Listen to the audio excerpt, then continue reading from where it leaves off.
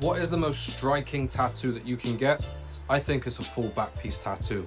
I'm going to take you through how I've designed this tattoo and how I've approached every session so that I can stay on track and tattoo with confidence every step of the way. Starting off with the design, if you've watched me design a back piece before, you know that I like to design with the rule of thirds. If you've ever taken a picture on your smartphone, that little grid that pops up with the lines, that's basically the rule of thirds. What I like to do is I use the top line of the rule of thirds to put my main subject matter. This is the part of the tattoo that is going to draw your eye to it. The bottom third of the design is going to have a secondary element, maybe something like a scene, which is going to help complement the main imagery at the top. I still want something that looks impressive and detailed, but not so much that it's going to take away from the main element at the top. Placing the elements of the design on these lines and where the lines intersect allows me to design with freedom and not overcomplicate the tattoo. It allows me to position things in a really satisfying way without overcomplicating the design and then not knowing where the viewer's eye should be drawn to. With realism tattoos, we don't have solid outlines that are going to create the structure and keep the tattoo bold like a Japanese tattoo, for example. So we have to rely on good, strong contrast, heavy blacks and negative space in order to create that bold structure in our design. This is going to allow the tattoo to age, look very good years down the line without all of the details basically looking too washed out if everything was a medium tone of grey. All of the main elements in the design has some structure to it which allows it to really stand out and be readable to the viewer, no matter if you're looking up close or you're looking from across the room.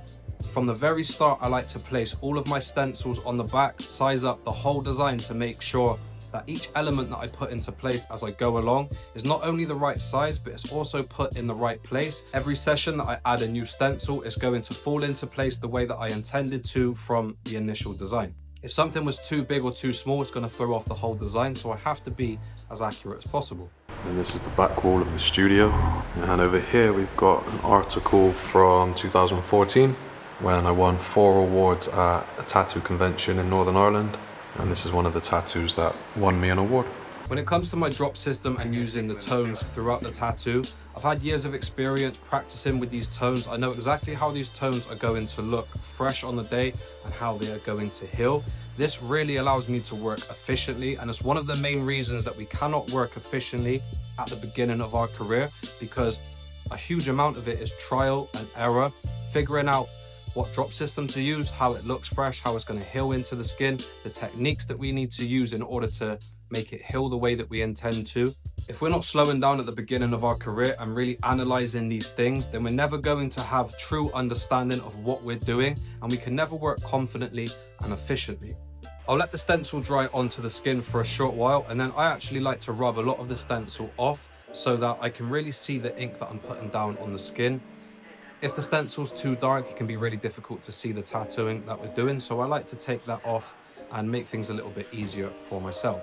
Every tattoo, I like to start with my liner. As I said, we're not working with solid, bold outlines for our structure, so being able to start with the shadows, the darker shadows, and use my liner to make sure that everything's nice and crisp, that's exactly how my tattoos are going to look good years down the line and not blur out and fade too much. If you've been learning from me, you know I always say trust the process, and this is exactly why. We don't need to finish everything as we're going along. If I'm working with my liner, some things might be half done. I'm going to come back later on with my Magnum shader to really saturate and finish off an area. So it's important to have a process to work by, to trust. Otherwise, like I said, everything isn't going to be as efficient as we would like it to be. It's these tried and tested methods that we build up over time which allows us to work professionally and efficiently with confidence. Another reason why drawing is such a fundamental part of our tattoo process.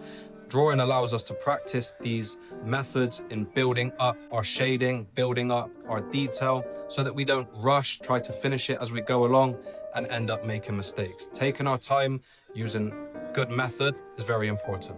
Like I said, I like to begin with my shadows, my darker parts. I basically like to tattoo so that if all of my lightest and medium tones were to magically fade away, at least I know that my dark shading and my black is going to give the tattoo structure and make it readable. Once I've done that, I have a lot more freedom to work with my medium and lighter tones to give a bit more depth and realism to the tattoo. As you can see, I really tried to focus on working section by section and not jumping around too much. Staying focused and having an efficient process is going to help us finish the tattoo in good time, keep our clients happy, and it's going to keep us on track with our method.